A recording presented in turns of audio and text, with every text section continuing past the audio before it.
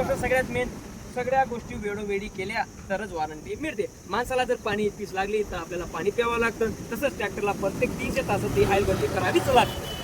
आणि याला जे हायड्रोलिक ऑइल आहे, याला गिअर ऑइल आणि हायड्रोलिक ऑइल एकच आहे का आपण? हे एकदम महत्वाचा तुम्ही मुद्दा मांडला आहे. इतर ट्रॅक्टरला hydraulic oil, gear oil, power steering oil हे वेगवेगळं आहे. आपल्या ट्रॅक्टरमध्ये power steering oil, gear oil, brake oil, hydraulic oil हे सगळं मिळून फक्त आणि फक्त 28 लिटर आपल्याचा हायड्रोलिक ऑइलचा कोठा आहे. इतर ट्रॅक्टरांना स्वराज, सोनालिका, महिंद्रा, फार्मड्या, पॉवरट्रॅक, सोलिस यांना 55 लिटर ऑइल लागतं. हो.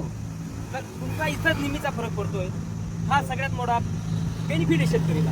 हे लहान लहान गोष्टीमुळे आपल्याला मोठमोठे फायदे होऊ शकतात.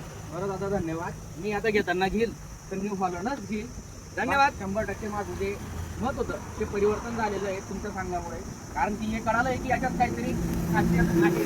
त्याच्यात माझं बेनिफिट आहे. धुळे जिल्ह्याच्या सगळ्या शेतकऱ्यांची आवडती प्रथा आणि एक फक्त न्यू हॉलँड, फक्त न्यू हॉलँड.